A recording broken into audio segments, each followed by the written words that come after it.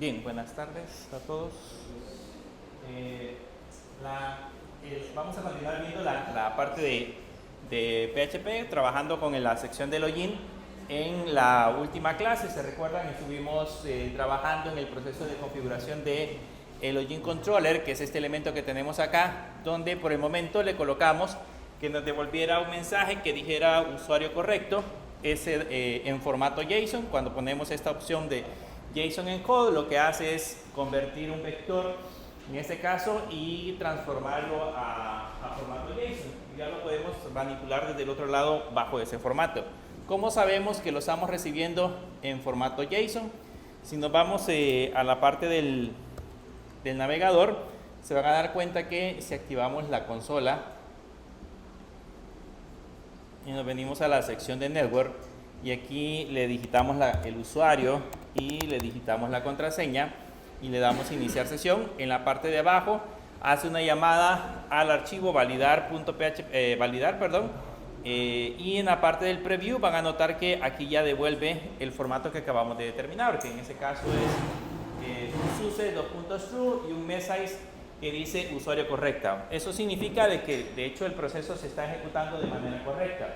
Ahora, la idea original es que en la parte de login nosotros podamos de alguna manera validar este proceso. Entonces vamos a trabajar ahora en configurar un poco la parte de la respuesta. Eso que nosotros acabamos de hacer en esta parte de acá, básicamente es la petición que acabamos de realizar. Pusimos un login.validar, pero si se recuerdan, yo les dije que este proceso que se ejecutaba en esta parte del post, que hace una petición a través de la API de fetch en la parte de la aplicación, esta petición es una petición asíncrona.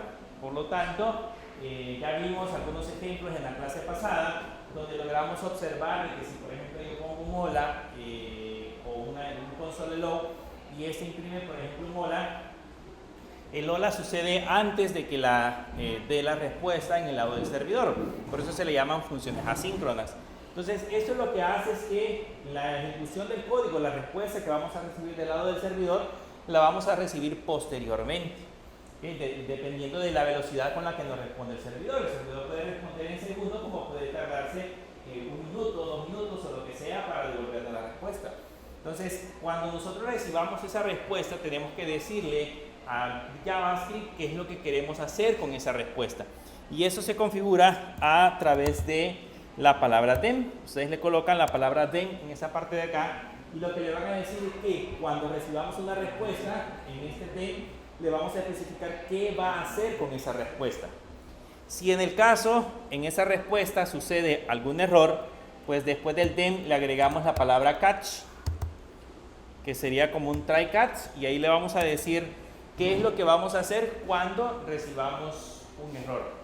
Entonces ahí están las dos respuestas. Cuando la respuesta sea válida de esa sección de acá, en otras palabras nos devuelve un formato JSON, en el dem le vamos a decir qué es lo que va a hacer, y en el catch qué es lo que sucede si en el caso se genera un error.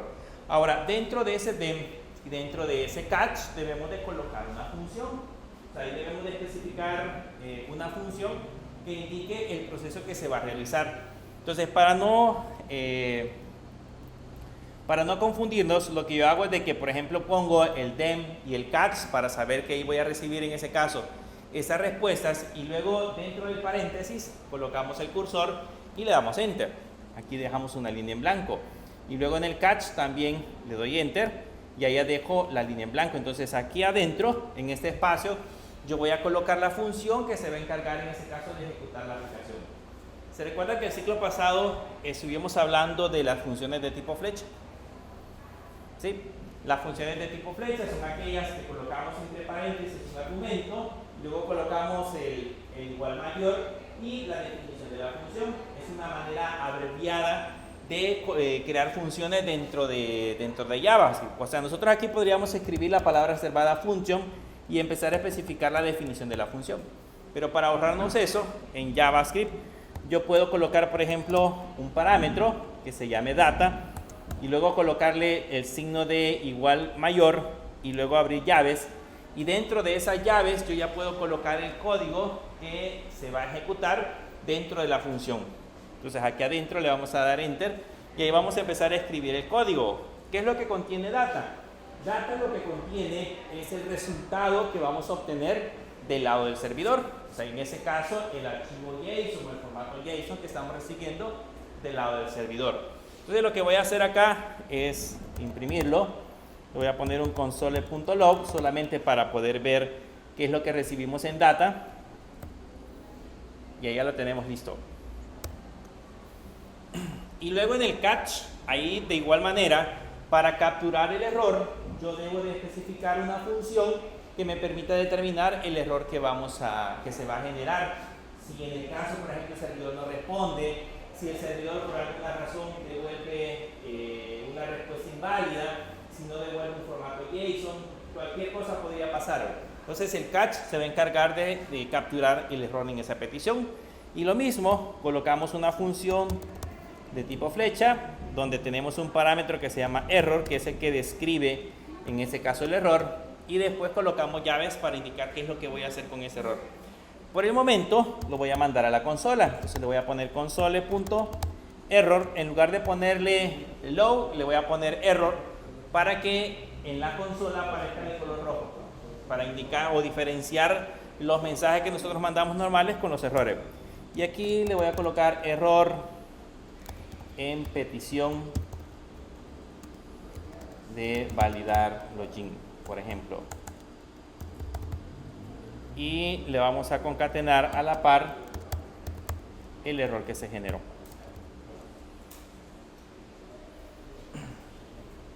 Entonces, si observan, en el DEM le especificamos qué hacer con los datos que recibe, y en el error le especificamos, en el catch, perdón, le especificamos qué hacer cuando sucede un error.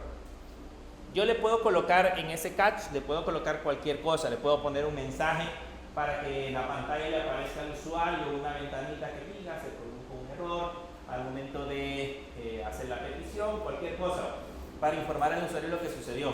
Yo lo he puesto en la consola, pues, porque normalmente esos errores los tenemos que depurar cuando estamos depurando. Entonces puedo ver en la consola, yo como programador, cuál es el error posible que se pudo haber generado. Entonces con eso, si lo guardamos, ahora lo que va a suceder es que la respuesta que vamos a recibir del lado del servidor, ahora la vamos a guardar o la vamos a recibir en data. Entonces si vamos ahora al navegador y actualizamos y nos vamos a la parte de la consola, vean que ahora le voy a poner admin y le voy a poner aquí 1, 2, 3, 4, 5, y si le doy iniciar sesión, bueno, aquí hay que borrar el caché. Hay que darle clic derecho y darle a actualizar, y de nuevo le voy a colocar admin y 1, 2, 3, 4, 5 por ejemplo, y vamos a ver qué aparece en la consola. Y vean, ya aparece el objeto. Esto es lo que me imprime, me aparece usuario correcto y el valor de true. Significa de que está imprimiendo esta línea que tenemos acá. ¿Okay? Si está generando ese objeto, el objeto data, ese data tiene dos propiedades. Tiene la propiedad message y la propiedad success. Tiene ambos valores. Entonces puedo, en ese console log, puedo validar esos valores que acabamos de recibir. Entonces lo que vamos a hacer es que vamos a ponerle un comentario. Lo voy a dejar como comentario para que sepan que pues, ahí se puede imprimir. Y vamos a validar.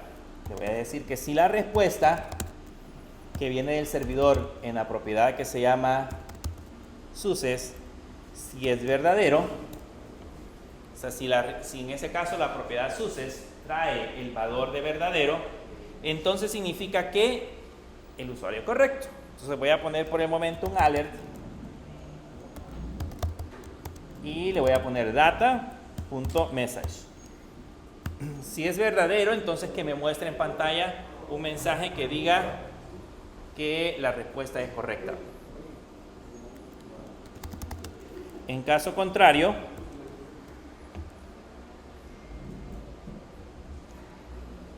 ¿se acuerdan que en el login colocamos un elemento HTML que era de color rojo, si no me equivoco, que era o iba a ser el encargado de mostrarnos los errores que se iban a generar dentro de la aplicación?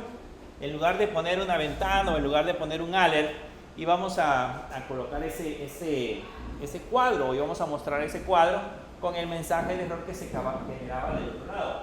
Entonces, ese cuadro o ese elemento de la parte de arriba, nosotros lo vinculamos con mensaje. Entonces, a través de mensaje lo podemos manipular. Por lo tanto, aquí yo le puedo poner primero que ese mensaje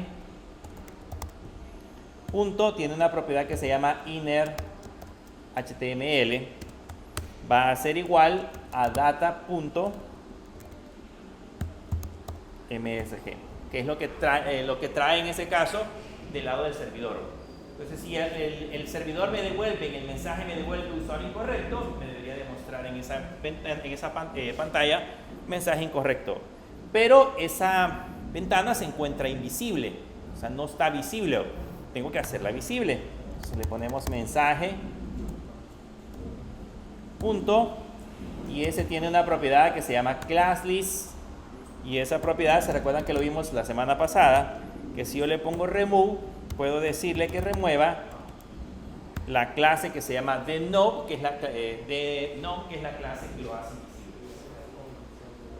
Entonces, con eso ya estamos haciendo que aparezca el mensaje y que la etiqueta esté visible, automáticamente aparezca visible.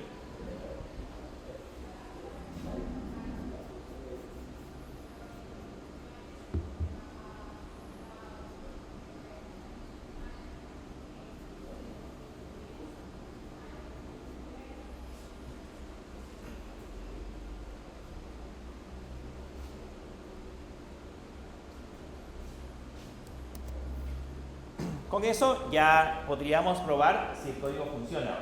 ¿Cómo sabemos si realmente en ese momento se está funcionando el código? Debería de aparecer en un alert la palabra que dice usuario correcto, o debería de aparecer en el cuadro rojo el texto que diga el usuario es incorrecto o la contraseña es incorrecta, por ejemplo, dependiendo del mensaje de error que nosotros hayamos generado. Entonces, si nos vamos a la parte del navegador, voy a actualizar de nuevo. Y vean, le voy a poner primero admin 1, 2, 3, 4, 5, por ejemplo. Y si le doy iniciar sesión, ahorita me dice usuario correcto. Ya apareció la palabra usuario correcto. Eso significa que esta validación está sucediendo. ¿Okay? Esta validación está sucediendo. De hecho, como de manera predeterminada, la variable success trae true, entonces lógicamente se ejecuta esa línea de código. Y ya nos aparece el alert. No es tan bonito el alert, o sea, es un alert de JavaScript. Ustedes saben de que los alerts de JavaScript no tienen gran diseño, o sea, solo es un simple cuadro que aparece con un mensaje y bloquea en este caso la pantalla. Más adelante vamos a aprender a colocar ventanitas de mensajes más bonitas, pero por el momento la idea es que aparezca eso. Ya funciona esta parte, o sea, ya nos aparece este mensaje. Borre el caché del clic derecho y lo vacía. ¿Ah? Y en la consola no le aparece error.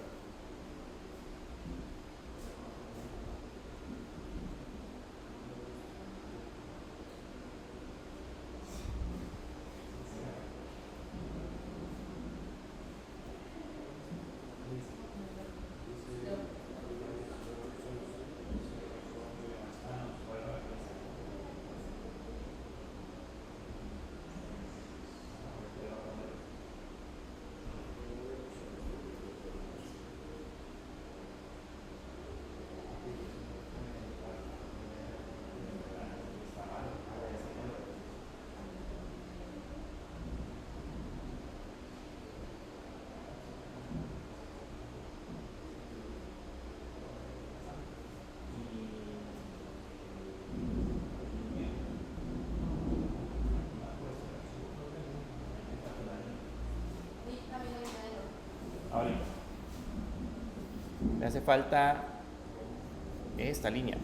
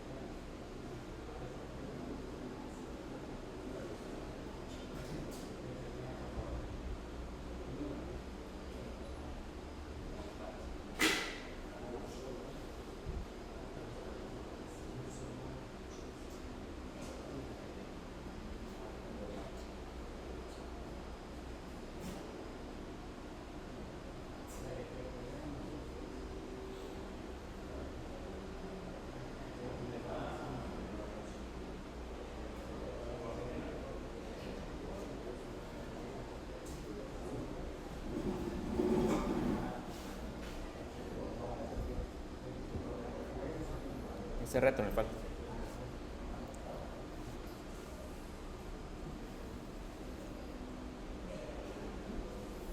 Bien, ya les mostré cómo aparecía en ese caso el alert y cómo se mostraba en ese caso la parte de la información. Ahora, ya que tenemos validada la respuesta, en esa parte de acá ya vimos que automáticamente cuando escribimos el usuario y la contraseña, automáticamente aparece el alert. Pero la idea también sería de ver si aparece en ese caso el cuadro. Para hacer ese proceso nos vamos a ir al Login Controller y en el Login Controller le vamos a cambiar de True, le vamos a poner falso y aquí le vamos a poner usuario incorrecto.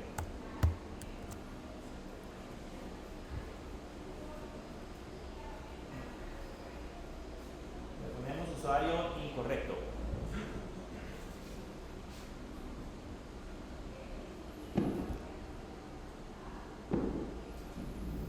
Y con eso, ahora la variable data que tenemos en el login.js, o sea, esta variable que tenemos acá, va a recibir falso y por ende debería de ejecutar lo que tenemos en la parte inferior y mostrarnos este mensaje que diría usuario incorrecto. Entonces vamos a ver si realmente funciona. Vamos a hacer el mismo proceso, nos vamos a la parte del navegador y volvemos a actualizar. Le vamos a escribir admin y le vamos a colocar 1, 2, 3, 4, 5 y le damos iniciar sesión y vean, ahí aparece usuario incorrecto. ¿Okay? Ya está mostrando el mensajito de error. Ahora, si muestra ese mensajito de error, le digo, sigo dando a iniciar sesión, ese mensaje no nos dice nada. O sea, ¿qué pasa si por ejemplo yo estoy digitando la contraseña de nuevo y le doy iniciar sesión? Entonces ese cuadro que tenemos ahí queda como bloqueado, digamos, queda fijo y no desaparece. Entonces si yo le vuelvo a dar iniciar sesión, lógicamente vuelve a hacer el proceso de visualizar el mensaje, pero no me está generando interactividad, o sea, no está desapareciendo de alguna forma este mensaje. Este mensaje debería de estar por ahí presente unos cuantos segundos y después desaparecer, o sea, hacer ese efecto de desaparecer directamente de la parte del navegador. ¿Cómo haríamos ese proceso de desaparecerlo? En JavaScript nosotros podemos ejecutar eso, no tenemos que ir a la parte de JavaScript. Después de mostrar el mensaje en esta parte de acá, nosotros podríamos crearnos una función o ejecutar un comando que se llama setTimeout. Es este que tenemos acá. Ese setTimeout lo que hace es ejecutar un código a intervalos de tiempo. Yo le puedo decir, ejecútenme un alert, por ejemplo, después de 15 segundos. Ejecútenme una instrucción cualquiera, una console log, ejecútenmelo a los 20 segundos, por ejemplo. Yo le puedo especificar ese valor. Entonces lo que tengo que hacer en la parte de acá es colocar paréntesis y dentro de ese paréntesis internamente debe de ir una función de tipo flecha, que es el primer valor, y ahí abrimos llaves, y luego la cantidad de segundos. Eso es milésimas de segundo. Si yo le pongo 1000, ¿a cuántos segundos equivale eso? A un segundo. Si son milésimas de segundo, le pongo 1000, equivale a un segundo. Eso significa de que el mensajito que nosotros vamos a hacer lo vamos a dejar visible un segundo. Aquí adentro hemos colocado una función de tipo flecha. O sea, eso que ustedes están viendo acá es un parámetro, básicamente es una función de tipo flecha. Entonces, esa función de tipo flecha que tenemos en esa parte, le vamos a poner código. Yo, para no confundirlo, me coloco dentro de las llaves, y ahí adentro de las llaves le damos Enter, y ya puedo escribir el código que necesito que se ejecute. ¿Cuál es el código? Le voy a poner mensaje, punto, y este tiene un class list, punto, add, y ahora le decimos que a ese mensaje que teníamos previamente visible, ahora le vamos a agregar la clase de -num, que lo que va a hacer es ocultarla. Entonces, después de un segundo, ven que aquí arriba removemos la clase. Entonces aparece automáticamente el mensaje. Y después de un segundo le decimos que se la vuelva a agregar. por lo tanto el mensaje vuelve a desaparecer. Entonces va a hacer ese efecto de mostrar el mensaje un segundo y desaparece. Eso lo hace nada más esa parte del código.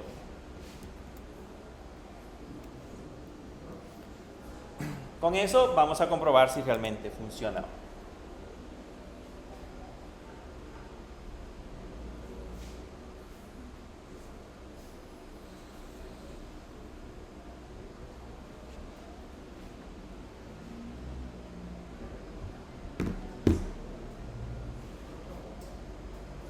Veamos si realmente funciona. Aquí hay que recargar de nuevo.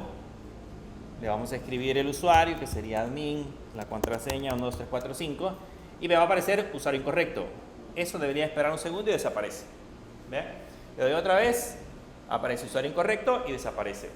Ahora, ¿está muy rápido? Sí, desaparece muy rápido. Pongámosle que sean, en lugar de un segundo, pongámosle 3 segundos. Serían 3000 milésimas de segundo. Si le colocamos 3000, corresponde en ese caso a 3 segundos. Probemos ahora con 3 segundos. Voy de nuevo a actualizar. Colocamos admin. Ahora le doy iniciar sesión. Aparece el mensaje. Ese debería estar 3 segundos y desaparece. Hola. Vean, ahí está 3 segundos y desaparece. Eso es lo que hace básicamente ese mensaje.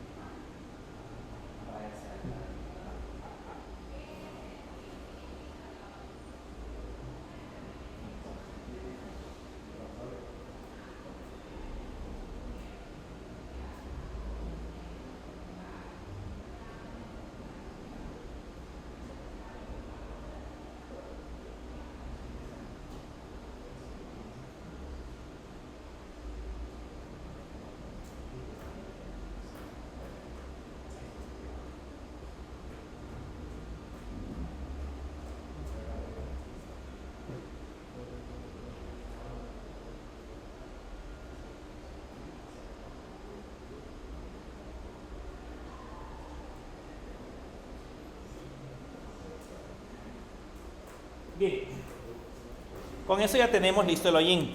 Vean, ya hace el proceso de que si es correcto, nos muestra un mensaje, y si es incorrecto, nos muestra en este caso ese cuadro de color rojo. Ahora tenemos que hacer el proceso de trabajar con la base de datos. ¿Okay? Ya vimos cómo se guarda la información, ahora pasémonos a trabajar con la parte de la base de datos. ¿Qué es lo que vamos a hacer? Como la idea es que los usuarios estén almacenados en una base de datos e ir y preguntar sobre el usuario específico, lo que vamos a hacer es que vamos a entrar a phpMyAdmin. Entonces vengámonos hacia acá y pongámosle la URL a 192.168.8 diagonal phpMyAdmin. Y por el momento vamos a entrar con el usuario root.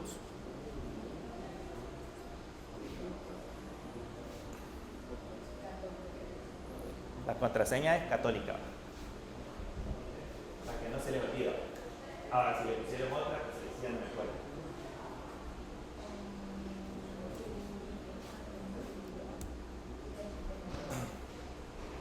Entramos a phpMyAdmin.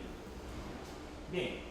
¿Qué vamos a hacer en phpMyAdmin? Por el momento nos vamos a crear dos cosas. Nos vamos a crear primero la base de datos con la estructura de la tabla donde vamos a validar los usuarios y nos vamos a crear un usuario de MySQL que me permite establecer la conexión.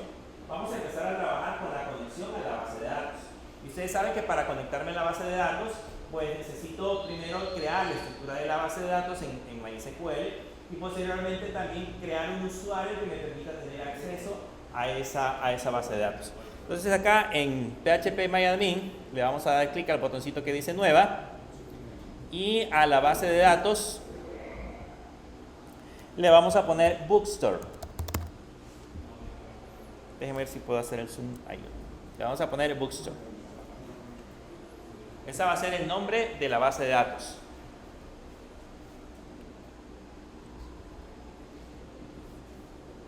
Le damos crear y ahora nos va a pedir el nombre de la primera tabla. Vamos a crearnos la primera tabla. La primera tabla que vamos a crear es la tabla de usuarios, que es donde vamos a hacer el proceso de validación de nuestra aplicación. Entonces pónganle usuarios. Y la cantidad de campos que le vamos a agregar son 7. La tabla se va a llamar usuarios y la cantidad de campos serían 7.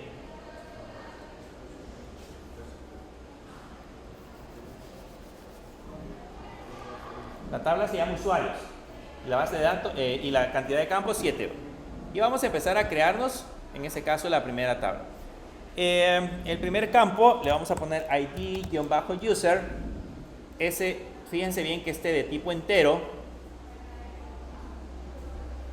que en este caso sea la llave primaria y que sea, aquí deban continuar, y que sea autoincrementable. El campo se llama ID-user. Solo se fijan, revisan bien que sea la llave primaria y que sea autoincrementable. Y el campo se llama ID-user. Ahí vamos a guardar la lista de usuarios que van a tener acceso al sistema. Vamos a ir almacenando los usuarios que van a ingresar en el login. Esa lista de usuarios que necesitamos validar. Además del ID user, vamos a necesitar el otro campo que serían el usuario, que ese va a ser de tipo varchar y le vamos a poner de tamaño 50. Ese va a ser el nombre de usuario válido que se le permita agregar. Luego vamos a poner el password. El password va a ser de tipo varchar. Ahora, ¿cuántos caracteres debería tener el password? 8. Si ponemos una contraseña de 16 y la contraseña es más fuerte. Ahora, yo podría colocarle aquí el tamaño de la contraseña que nosotros vamos a limitar. Si yo le digo, va a ser una contraseña de 16 caracteres, entonces le podría poner que el límite serían 16 caracteres. Pero recuérdense que las contraseñas no se guardan en formato plano. ¿Se acuerdan cuando vimos MongoDB? En MongoDB se acuerdan que yo no guardaba, si la contraseña era hola123, yo no guardaba hola123, sino que guardaba la contraseña encriptada. Entonces aquí vamos a guardar la contraseña encriptada y la vamos a poner de tamaño 150. ¿Okay? Y luego el siguiente campo serían los nombres del usuario. Le vamos a poner nombres, que también es de tipo varchar. Los nombres van a tener 100. Le vamos a colocar los apellidos, que también va a ser de tipo varchar. Y a este le vamos a poner también 100. Vamos a guardar el tipo. En el caso del tipo, ahí vamos a determinar si el usuario que está ingresando a la aplicación es un usuario administrador o es un usuario normal. Vamos a poner dos niveles dentro de la aplicación. El usuario administrador, por ende, va a poder hacer cualquier cosa dentro de la aplicación y el usuario común va a tener restringido y solamente va a poder ver ciertas cosas dentro de la aplicación. Entonces aquí vamos a definir qué tipo de usuario es. Yo podría crearme el tipo como con un valor entero y decir, por ejemplo, el valor de 1 sería administrador y el valor de 2 podría ser usuario simple. ¿Okay? Pero, y después hacer un proceso de validación en la aplicación. Pero en el caso de MySQL hay un campo especial que me permite decirle o darle una lista de valores. Van a ser valores de tipo carácter, pero internamente él va a almacenar un valor entero. Entonces él va a asociar cada elemento de la lista con un valor entero que vamos a almacenar de manera interna. Entonces, digamos que a nivel de espacio de almacenamiento es mucho más flexible en ese caso este valor. Entonces, ese campo se llama enum. Entonces, acá le ponen enum. Y si se dan cuenta, ahí donde le pusieron enum, abajo aparece un botoncito o aparece un texto de color azul que dice editar valores en num y set. Entonces le hacen clic al botoncito que dice editar valores en num y set. Y aquí vamos a digitar o vamos a cambiar los valores. El primero va a ser administrador. Ese es el primer tipo de usuario. Y el segundo tipo de usuario que le vamos a agregar, solo le vamos a poner usuario. Vamos a tener un administrador y un usuario común. Administrador, usuario. Yo guardo visiblemente texto, pero visiblemente se ve texto, pero en la base de datos de manera interna guarda enteros. Entonces ahí va a guardar una lista, elemento 0, elemento 1, como ustedes ya lo conocen en los vectores. Similar lo va a hacer en la base de datos. Cuando yo visualice la información del campo, yo voy a ver texto, pero internamente se van a almacenar números. Y eso hace más eficiente de alguna manera la base de datos. Entonces ahora le damos continuar en esta parte de acá y van a notar que ya aparecen aquí administrador y aparece también usuario. Solo que si se dan cuenta me generó uno en blanco. Vamos a quitar estas líneas, que solamente quede así, administrador y usuario. Le dan a clic al signo menos para que solamente deje administrador y usuario. Le damos continuar y ahí solamente podemos verificar que estén los dos valores, administrador y a la par está usuario, solamente. Luego el último campo que vamos a agregar es el campo foto. En ese campo foto vamos a hacerlo de tipo varchar y aquí le vamos a agregar 250 de espacio. Yo más adelante les voy a explicar una de las formas que se utilizan para guardar imágenes. O sea, uno puede guardar los archivos físicamente en el servidor. De hecho, hay varias maneras. Yo podría, en lugar de ponerle un valor de tipo char, podría definir ese campo como de tipo text y guardar la fotografía como un archivo binario. Yo tendría que recibir la foto, convertirla al archivo binario y guardarla en ese formato. Pero las bases de datos crecen demasiado. ¿Cuánto pesa una fotografía?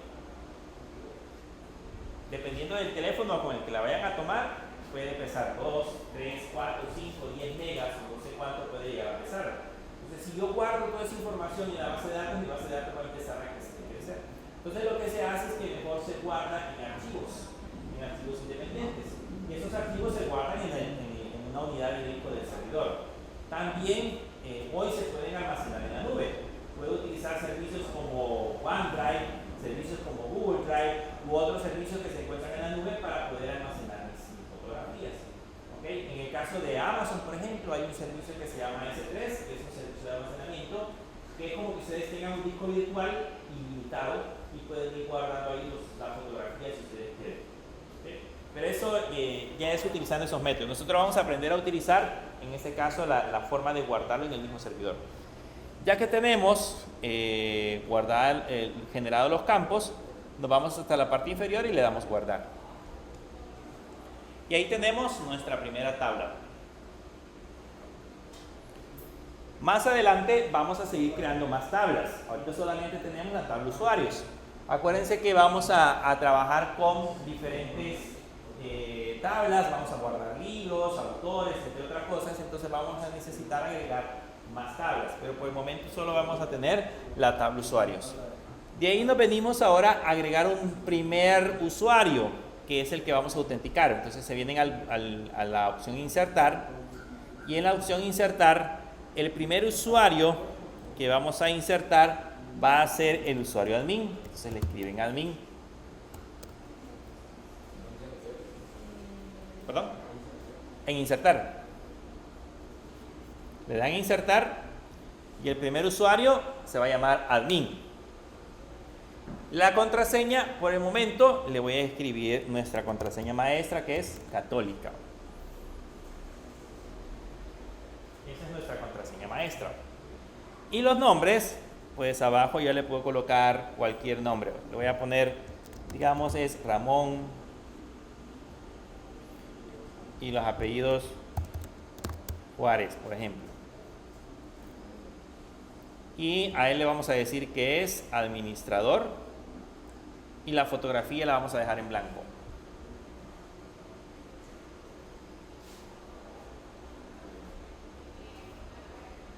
Es administrador y la fotografía la dejamos en blanco. Y ahí le damos continuar. Y así insertó nuestro primer usuario. Solo que si ahora le doy clic a la tabla para examinar, si le hacen clic al botoncito examinar, van a notar que el primer usuario dice admin y la contraseña ¿cómo aparece? Católica.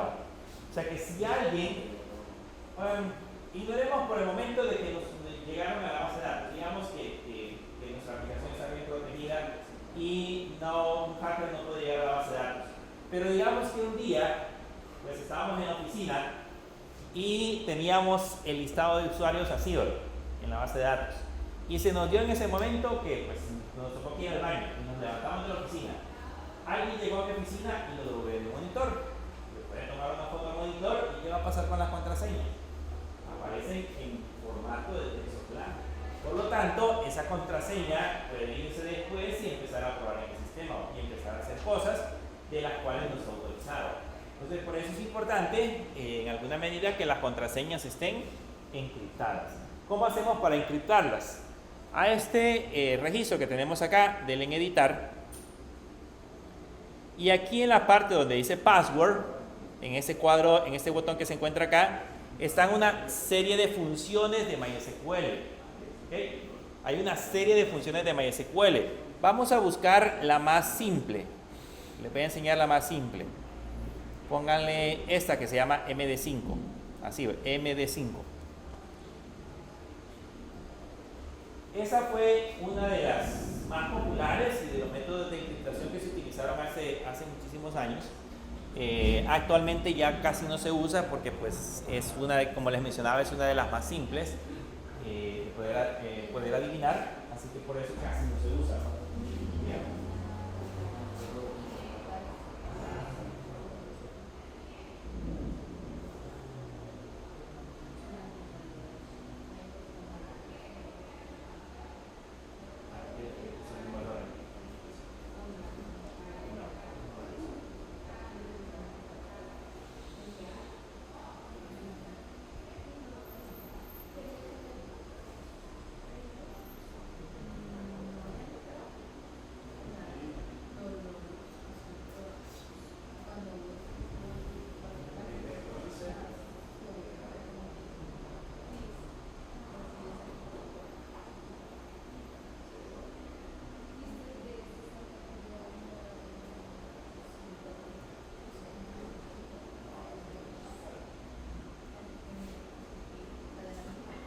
Bien, le ponemos MD5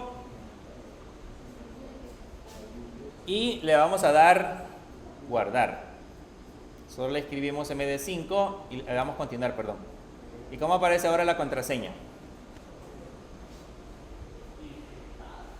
Ahí dice, ahí en teoría debería decir católica, ¿okay? Solo que aparece encriptado. Ahora, alguien podría decir, bueno, de hecho los algoritmos de encriptación, la idea original es que yo pueda encriptar un valor, pero que no exista un método fácil para poderlo desencriptar. O sea, que no exista un algoritmo que haga el proceso inverso. Yo puedo obtener en ese caso esa cadena de caracteres, pero la idea es que no exista un método a través del cual yo pueda llegar a la palabra original. Sin embargo, aún así, con este texto que tenemos acá, todavía estamos vulnerables. ¿Ok? ¿Por qué estamos vulnerables? Les voy a enseñar. Ahí dice, esa supuestamente es católica. Vean, lo voy a hacer aquí en la computadora, solamente para que vean cómo funciona. Voy a copiar. Igual nos aparece en los todos. Sí, es la misma, como es la palabra católica, por eso es lo que le quiero mostrar. Como es la palabra católica, me voy a ir a Google y le voy a poner MD5 decrypt. Ahí le pueden colocar MD5 decrypt y pueden entrar a cualquiera de estos sitios.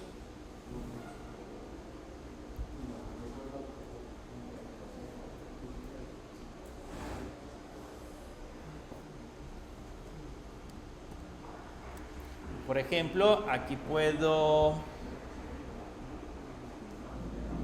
escribir, casi no se ve esta, vamos a buscar otra. En esta sí. Aquí puedo, por ejemplo, colocar el hash, vean, lo pego y le doy decrypt. Quizás no lo copie completo, vamos a ver.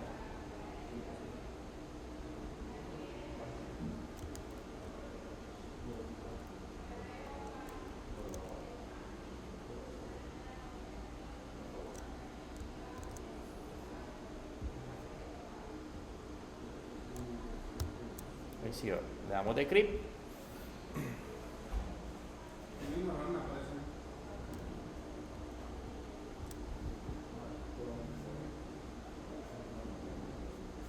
Sí, dice que no lo encuentra. Vamos a ver en otra página.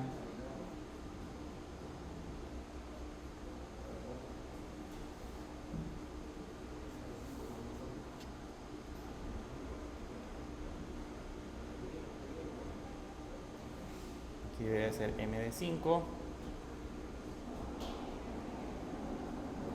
Aquí debemos colocar el hash. Le damos decode.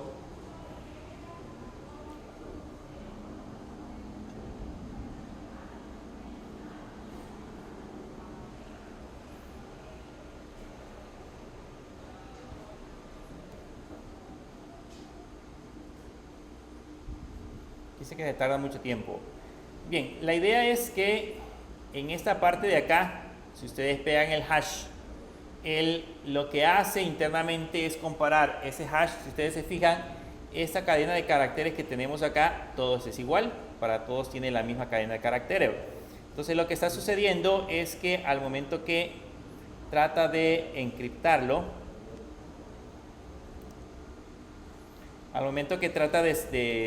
desencriptarlo en formato MD5, lo que hace es comparar ese hash con un diccionario. Los diccionarios por lo general son hash que ya existen. Entonces, lógicamente, la palabra católica es una palabra muy común. Entonces, como ya existe y está encriptado, entonces nos devuelve ese valor.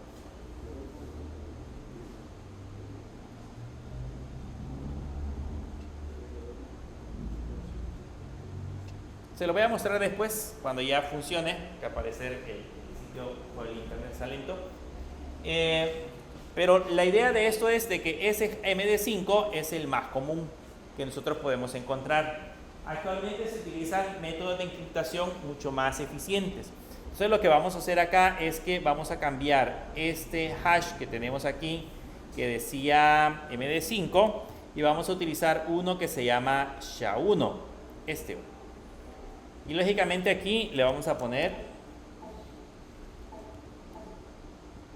aquí le vamos a colocar católica.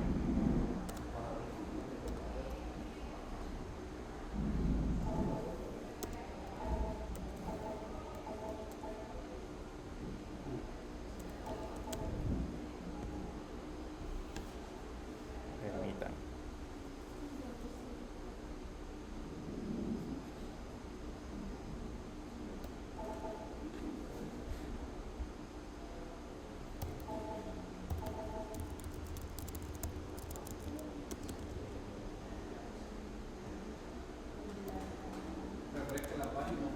No, es el teclado, ahorita ya sé.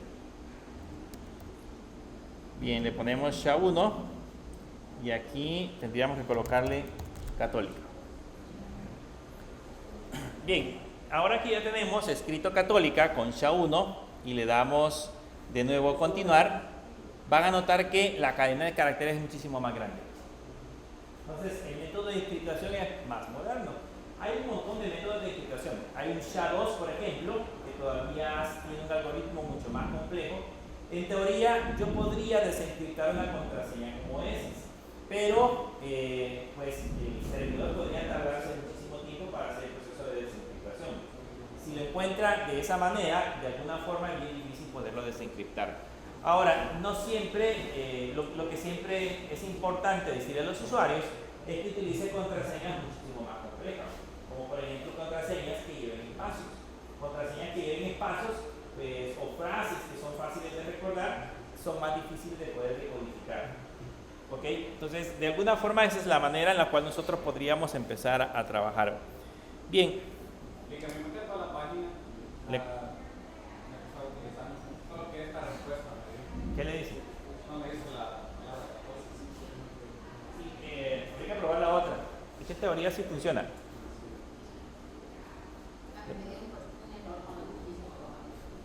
¿Le dio un error? Les voy a poner en la plataforma una para que ustedes la puedan ver y desde ahí lo puedan desencriptar. Les decía, ya está como SHA-1. Bien, si ya lo tenemos como SHA-1, ya se encuentra encriptado. No tenemos ningún problema. Ahora, con este sistema que tenemos en este momento, ya deberíamos de empezar a trabajar con el proceso de conexión. Ahora, ¿con cuál usuario nos podemos conectar actualmente? A MySQL. Con el usuario root. Y yo les he dicho, el usuario root no podemos estar usándolo para establecer conexiones. Cada vez que vayamos a establecer una conexión, debemos de utilizar un usuario con menos privilegios. Entonces lo que vamos a hacer acá es crearnos un usuario con menos privilegios. Nos vamos a ir a la sección de SQL y en la sección de SQL aquí vamos a utilizar el comando para crear usuarios. Comando para crear usuarios en MySQL. Create user. Entonces le vamos a poner create user y luego le vamos a colocar el nombre del usuario. Le vamos a poner user católica arroba y luego entre comillas simples le vamos a colocar localhost y luego le colocamos identified by y le vamos a colocar entre comillas la contraseña. Nuestra contraseña maestra es católica. Lógicamente tenemos que utilizar contraseña más simple, pero por el momento le vamos a poner católica. Ahora, esa línea tal cual le hemos colocado en ese momento, lo que le está indicando a MySQL es que el usuario user católica se va a poder conectar nada más del servidor local. O sea, nada más va a poder recibir conexiones locales. Si yo quiero que ese usuario se conecte de un servidor remoto, entonces donde dice localhost deberíamos de colocarle keyword, donde dice localhost deberíamos de colocarle la IP del servidor desde donde nos queremos conectar. Pero en este caso, como la conexión es local, entonces lo vamos a dejar como localhost. Y ahora solamente le hacen clic al botoncito que dice continuar. Le hacen clic al botoncito que dice continuar. Y eso le debería de crear el usuario.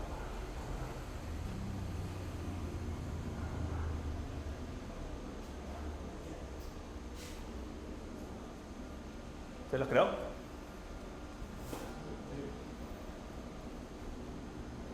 Si ya tenemos, si ya tenemos el usuario, si yo le doy continuar, ahí lo único que hemos hecho es crearnos ese usuario, ¿okay? Crear el usuario específico, pero no le he especificado a qué tiene permisos. O sea, si yo intentara en ese caso ingresar con ese usuario desde la aplicación, lo que va a suceder es que el usuario probablemente ingrese, pero no va a tener acceso a ningún recurso de la base de datos.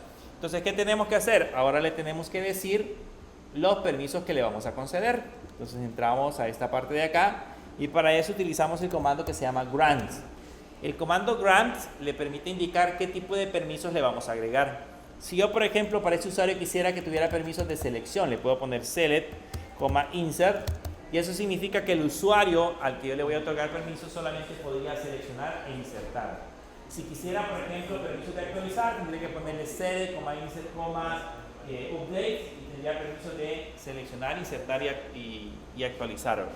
Pero como necesitamos que tenga todos los permisos, entonces le voy a poner grant all. Luego le ponemos la palabra on y le tengo que indicar a qué base de datos va a tener acceso. A la base de datos a la que va a tener acceso es a la base de datos Bookstore.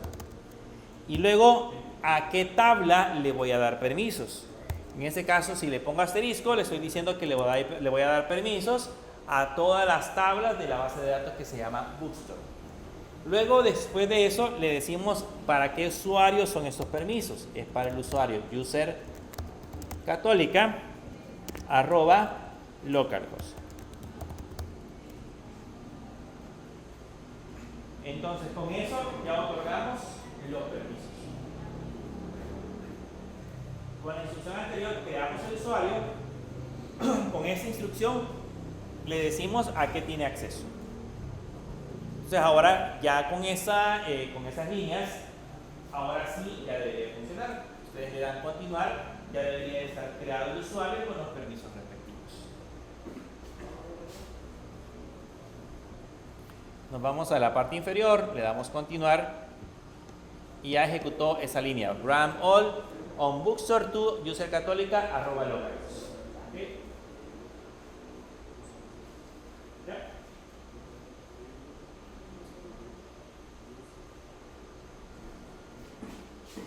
Bien, si ya ejecutó esa instrucción, el usuario ya fue creado. Automáticamente ya se creó el usuario dentro de la base de datos. ¿Cómo estamos seguros?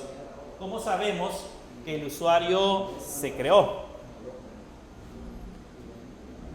¿Cómo sabemos si el usuario se creó? Si ustedes vienen aquí a la base de datos que dice MySQL y se van a la tabla que dice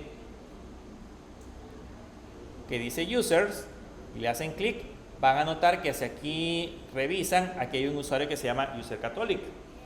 Y si dentro de esa misma base de datos busco la que dice DB, van a notar que aquí también hay un user católica y le dice que tiene acceso a la base de datos bookstore. Entonces ya creó los permisos, ya creó toda la configuración necesaria para tener acceso a ese usuario. ¿Qué es lo único que me hace falta? Por si acaso, voy a replicar los permisos. Le voy a poner flush privilege para que esos permisos se repliquen. Ese comando flush privilege lo que hace es replicar los permisos.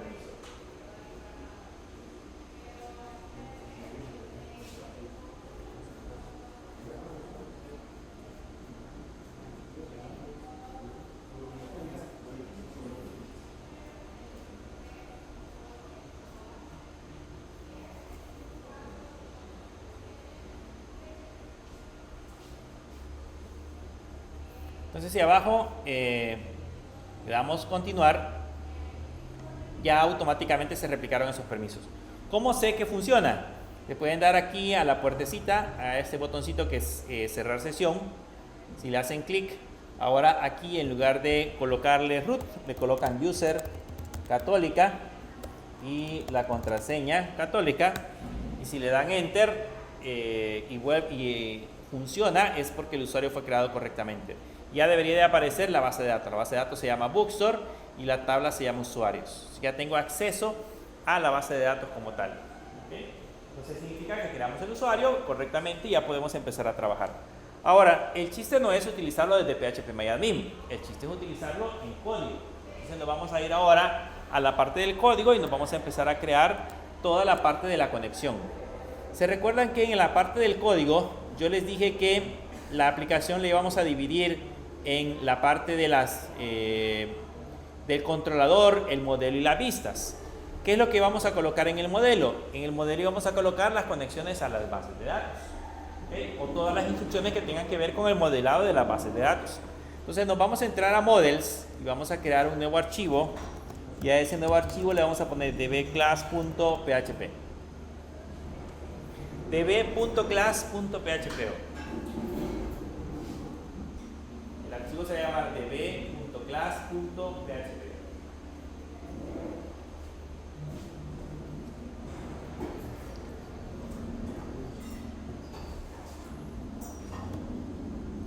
Eso es en la parte del modelo, o sea, ahí lo hemos guardado en la parte del modelo y ahora empezamos a crearnos la parte del código. Aquí ponemos código PHP dentro de la parte de la aplicación. Y pues lógicamente nos vamos a crear una clase que se va a llamar base de datos. Esa clase que se llama base de datos es la encargada de establecer la conexión. A esta le vamos a crear dos propiedades. Vamos a poner aquí propiedades. Y vamos a crear dos propiedades de tipo protegidas, una que se va a llamar conexión y otra que se va a llamar is connected. Y originalmente le vamos a poner falso. ¿Qué significa que las propiedades sean protegidas?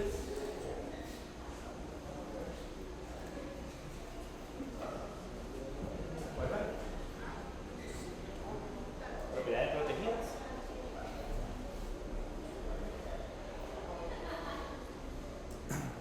En un proceso de herencia, las propiedades protegidas solo están disponibles en la clase madre, en las clases hijas, pero no en los objetos.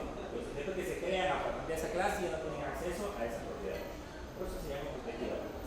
Bien, estando acá, vamos a crear ahora los métodos. Y nos vamos a crear un método que se llame conectar. Que en ese caso sería el método donde vamos a establecer la conexión. ¿Qué es lo que vamos a poner en el método conectar? Pues acá vamos a establecer la conexión en la variable que se llama, en la propiedad, perdón, que se llama conexión. Entonces le ponemos this conexión igual a new, y se acuerdan que aquí usábamos MySQLi, y MySQLi tiene varios parámetros. El primer parámetro es el host, va a ser al usuario, al servidor local. Luego el usuario le pusimos user católica. Luego la contraseña era católica. Y luego la base de datos se llama Bookstore.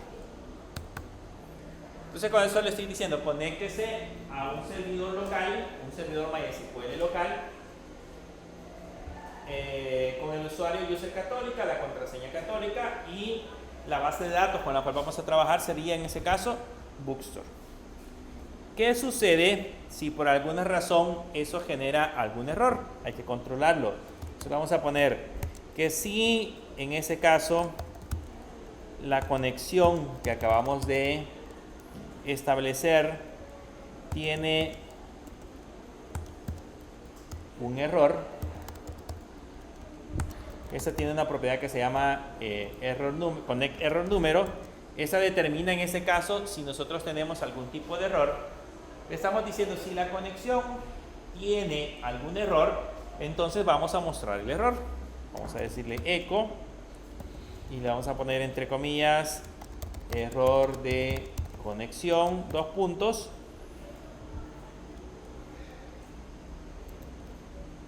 Y acá adentro vamos a poner el error. Entonces vamos a poner $this conexión, y el error es connect-error. Con eso estamos desplegando el error. Y a la propiedad que tenemos arriba, que se llama this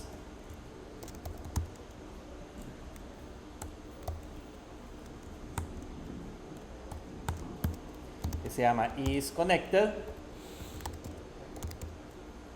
le vamos a agregar el valor de falso, porque significa que la conexión no se generó. Eso código lo único que hace es capturar un posible error en el proceso de conexión. Si en el proceso de conexión identificamos que tenemos un error, esas líneas que tenemos ahí lo que hacen es capturar ese error. ¿Cuál puede ser el error? El servidor no está disponible, por ejemplo MySQL no está disponible, entonces ese es el mensaje de error que nos va a aparecer. Podría ser que el usuario y la contraseña que nosotros digitamos no sea el correcto, entonces me va a decir usuario y contraseña incorrecto.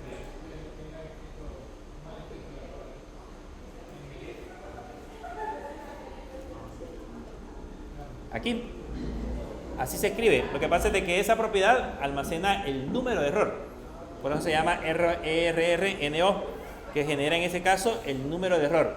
Y esta de aquí abajo ya dice el error. Entonces son dos propiedades diferentes. Una dice el número y otra dice la destination.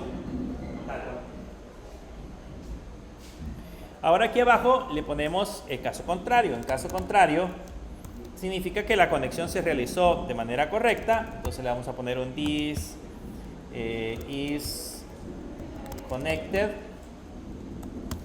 igual true para indicar que la contraseña fue correcta, y de la conexión vamos a retornar this is connected. Entonces, solamente ese código nos va a servir para conectarnos. ¿Se acuerdan de que cuando hicimos el ejemplo de conexiones a bases de datos, por cada archivo íbamos conectándonos a la base de datos? Por cada archivo escribíamos la línea de MySQL y íbamos haciendo la conexión. Pero eso dijimos en aquel entonces que era una mala práctica. ¿Por qué era una mala práctica? Porque si, por ejemplo, yo decido cambiar el usuario al que me voy a conectar, tendría que ir archivo por archivo modificando esa conexión. A diferencia de este método, que es lo que hago nada más, irme al archivo de bclass. Si voy a cambiar el usuario, modifico el usuario y listo, lo voy a cambiar para toda la aplicación. Entonces, esta conexión está centralizada. Hay un archivo principal que es el que se encarga en ese caso de establecer la conexión. Con eso ya tenemos listo la conexión, el dbclass, que es el archivo principal para establecer la conexión. Ahora nos vamos a crear el modelo que se va a encargar de hacer el proceso de conexión. Entonces, esto lo voy a guardar. Nos vamos a venir a Model, y en Model me voy a crear un archivo. En ese caso, si voy a hacer consultas a la base de datos que se llama, a la tabla que se llama usuarios, me voy a crear un usuarios Model. Si voy a crear consultas a la base de datos de libros, por ejemplo, entonces me voy a crear un libros Model. Si voy a hacer consultas a la tabla de categorías, me voy a crear una categoría Model. O sea, por cada tabla que nosotros vayamos a hacer las conexiones, nos creamos un archivo. De esa manera tenemos centralizado cualquier consulta que haya hecho, cualquier proceso que haya hecho sobre usuarios, yo sé que están en ese archivo. Entonces no tengo mezclado un montón de consultas de todo lo que vamos a hacer, sino que lo tenemos separado. Entonces ya tenemos el usuario model.php, y este usuario model, pues empezamos con código PHP, y acá lo que vamos a hacer es definirnos, en este caso, la clase. ¿Qué es lo que vamos a hacer en esta clase? Voy a definir una clase que se va a llamar usuarios, que se va a heredar de la clase que se llama base de datos.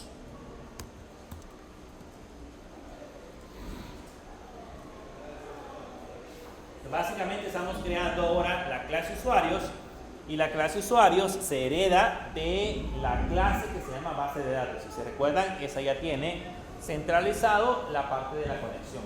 Entonces ya cualquier cosa que yo quiera hacer sobre la base de datos, sobre la tabla de usuarios, en el modelo lo voy a poder hacer sin problemas porque tengo establecida la conexión. Solo que aquí me va a generar error porque necesito irme a traer el archivo. Entonces voy a poner un require once y le voy a decir que me voy a ir a traer el archivo que está dentro de app, que está dentro de models y que se llama db.class.php,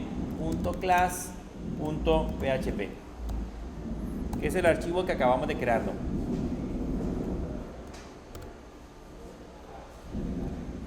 Es el archivo que acabamos de crearnos. Entonces ya con eso ya puedo hacer el extends, ya he ido de bases de datos sin problemas. O sea, ya funciona el proceso de herencia y puedo seguir trabajando ahora con la parte de la conexión. ¿Qué es lo que vamos a hacer acá? Vamos a crearnos el método constructor. Ya dijimos que el método constructor es el que se ejecuta justo cuando nosotros creamos el objeto. Entonces aquí le ponemos un public function _construct, abrimos llaves, paréntesis y llaves. ¿Y qué es lo que voy a hacer? Si en ese momento voy a crear el objeto, lo que necesito es que exista una conexión activa. Entonces para eso usamos la palabra parent y le decimos que ejecute el método conectar que tiene nuestra clase madre. La clase madre ya tiene el método conectar, entonces manda a ejecutar en este caso el proceso de conexión a la base de datos.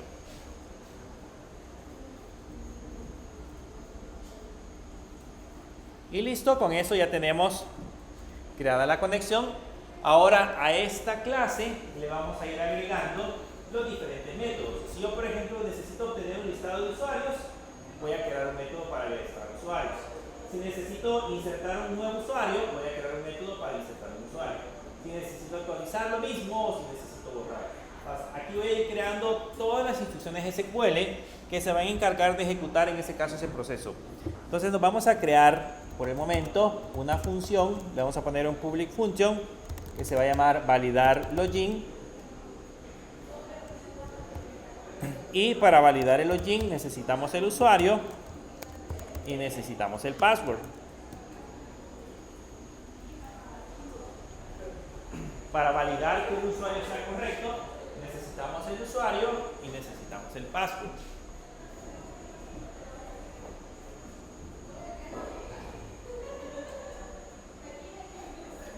Y lo primero que hacemos es que ejecutamos la consulta. ¿Cuál consulta es la que vamos a ejecutar? La consulta la voy a guardar en un resultado, en una variable result, y le voy a poner this conexión. Ese se recuerdan que la heredamos, conexión. Este tiene un método que se llama query. Abrimos paréntesis, colocamos comillas y aquí le ponemos que seleccione el ID-user, que seleccione el usuario, que seleccione los nombres, los apellidos, el tipo y la foto de la tabla que se llama usuarios, donde el usuario sea igual, y aquí le colocamos la variable user,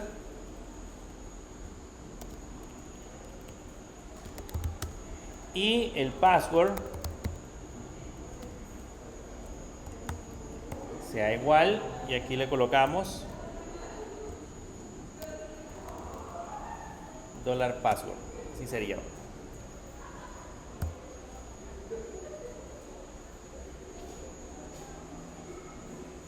Esas consultas para ustedes ya deberían ser todo el mundo. Son SQL básico.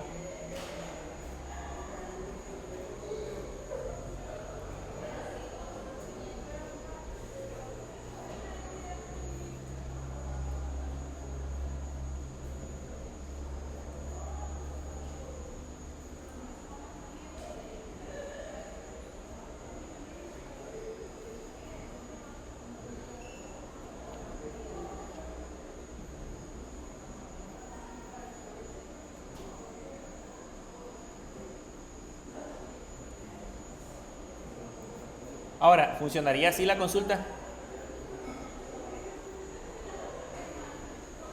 ¿Creen que funcionaría así? ¿Por qué no funcionaría?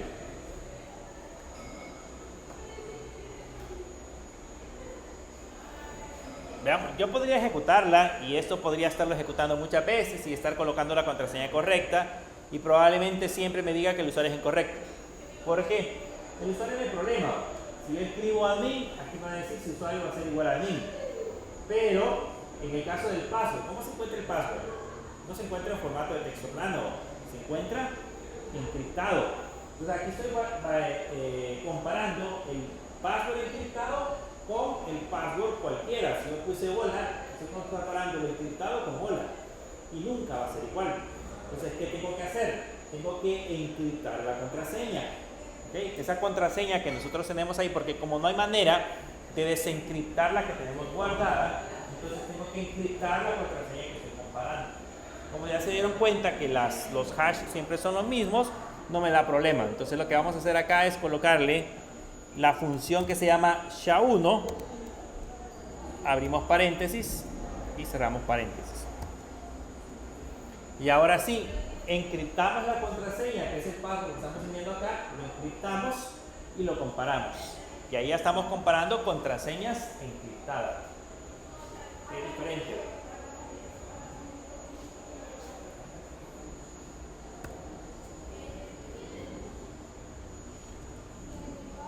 Y luego, después de eso, ahora lo que vamos a hacer es comparar. Le voy a poner una condición. Se recuerdan que esto lo vimos también en clases. Si yo quiero recorrer, en ese caso, los registros, le puedo poner si registro es igual a $result, y en el result le ponemos el método que se llamaba fetch-assoc, que en ese caso ese método fetch-assoc lo que hace es devolver el registro en un vector, asociado con un vector. Yo he devuelto arriba usuario, ID usuarios, nombres, apellidos, tipo y foto. Entonces ese valor que tenemos ahí lo convierte a un vector, me lo devuelve como un vector. Si esto es cierto, entonces lo que voy a hacer es retornar el registro. En caso contrario, si esto no es cierto, entonces voy a retornar falso.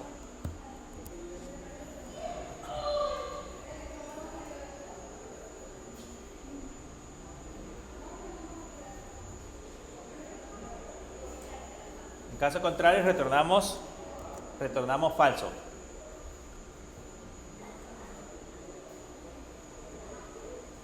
Con eso ya tenemos la función validar login. ¿Okay? La función del modelo. Esa función del modelo lo que va a hacer es enviar el usuario y el password. El usuario y el password lo recibe acá. Va a la base de datos y busca un registro donde el usuario sea igual al user y el password sea igual al password encriptado. Si en el caso encuentra un registro, digamos que se aquí devuelve un registro, entonces retorna el registro. Esta función retorna el registro. En caso contrario, retorna falso. Esa función va a devolver el registro o va a devolver falso dependiendo del proceso que haya ejecutado. ¿Okay? Entonces, en ese caso, con eso ya tenemos listo para poder trabajar en la parte del controlador. ¿Qué tendríamos que hacer en la parte del controlador? Si dejo esta clase como lo tenemos acá, no funciona. Tendría que enlazarlo con el controlador. El controlador debería de ser el encargado de ejecutar esta consulta. ¿Okay? Pero eso la vamos a ver el día sábado.